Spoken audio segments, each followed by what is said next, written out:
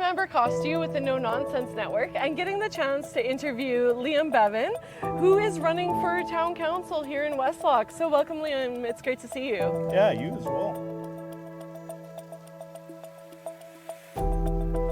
So we have some questions that we want to ask you, and we are really excited to have the people in Westlock get an idea of who's actually running for council. So first off, what do you see as some of the top priorities for our town right now, and how do you plan to address those issues? A big one for me, I think, is infrastructure and crime. Those are kind of the two that are my selling features, I want to say. Infrastructure, obviously we got aging infrastructure. I see a lot of complaints about the roads. I am running because it kind of started with me complaining about the roads. And the crime as well. My truck was stolen here in town, and as I said before, you always see people talking about it or posting online on the community groups. They're a great place to find information on what people are asking for and what they'd like to see. Infrastructure, as far as that goes, I just want to have a look at the budget, fresh set of eyes on the budget, and see where we've been spending money, where I think we can spend more money. Obviously, money's gonna have to come from somewhere in order to make those changes happen. But that's where I just believe having a fresh set of eyes, looking at things maybe from a little bit younger perspective, will help with changing. And as far as crime goes, there's definitely some bylaws that I want to look into. Specifically unsightly yards with lots of vehicles, lots of bikes, potentially. You have chop shops. Or bylaws that might affect the repeat offenders, working with the RCMP, citizens on patrol, stuff like that could use more support to try and help us out. That's great. Where should the line, do you think, be drawn between local autonomy and global cooperation? So some residents are concerned about international organizations such as the United Nations influencing municipal policy with values that aren't necessarily shared by your average farmer or worker. What do you think about that whole gamut? I think as far as a municipal government goes, I think that we should be putting our Westlock residents first, and what they're asking for first. We're not a federal government, we're not dealing with the international stuff.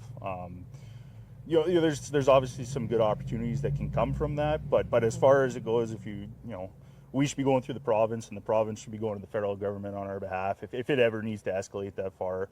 As far as it goes, I think our primary concern needs to be with the residents in Westlock and what they're asking for. Right. So last year, our town held a petition and bylaw vote regarding the display of flags and crosswalk markings on municipal property. How did you view the whole process and how the vote came to be, and what are your thoughts on the outcome?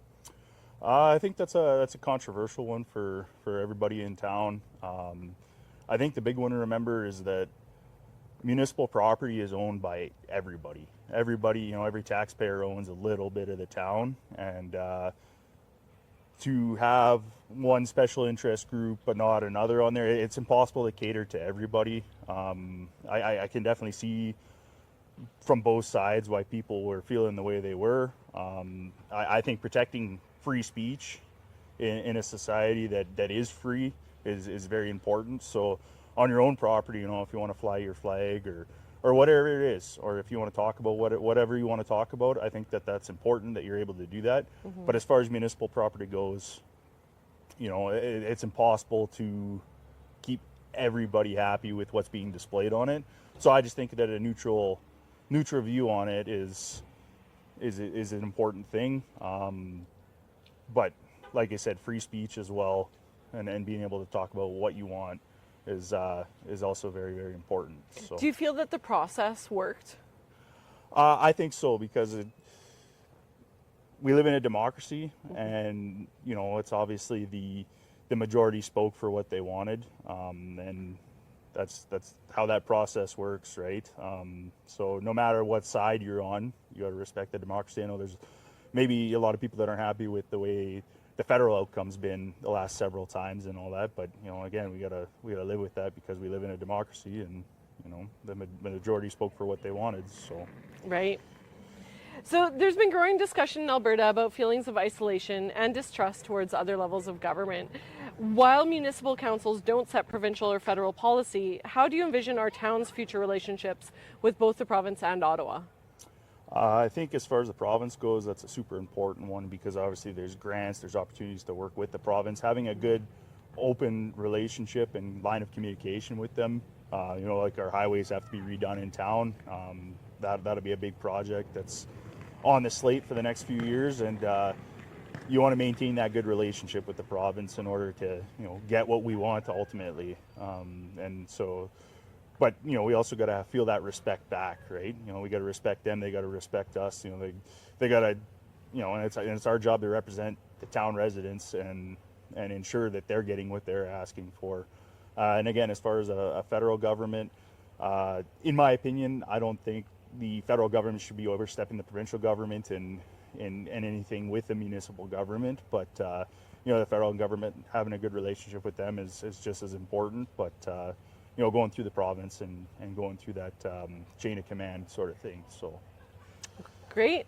And what is your view on how Alberta can balance environmental concerns with energy development? So with taking care of the planet without banning all gas-powered cars? I think a big one, if you ask most people, they want to have the ability to go to work. They got to support their families. They got to do their thing, and it's pay to play, right? If you want to have nice trucks, nice vehicles, boats and stuff, everybody's got to go to work. So I think that a priority should be keeping people at work. And when we do have to mind the environment, that is 100%. But I just feel like it's been thrown way heavy into environmental concerns and all that without really thinking of what the repercussions could be for the everyday guy that's just trying to go to work. So I think that there needs to be options explored to kind of have those things go hand in hand, and ultimately, like I said, keep people at work. I know I enjoy my job and I want to stay at work, and I'd like to do that for everybody else as well. Right. And what is one word of encouragement that you have for people coming into the election? What would you say to voters? I hope I've earned your vote. It's very hard for me to put myself out here like this because it's not me. I'm not always wanting to be in the public eye, but I've spoken with a lot of people around town that have been incredibly receptive to what I'm trying to accomplish here. And I hope I get to meet a lot more of you, and I hope you learn some from this interview, kind of more what I'm about. And if you have any questions for me or anything, any comments, anything that you would like to see in the future of Westlock, I'd love to hear it. Terrific. Well, I want to thank you so much for your time, Liam. That was Liam Bevan.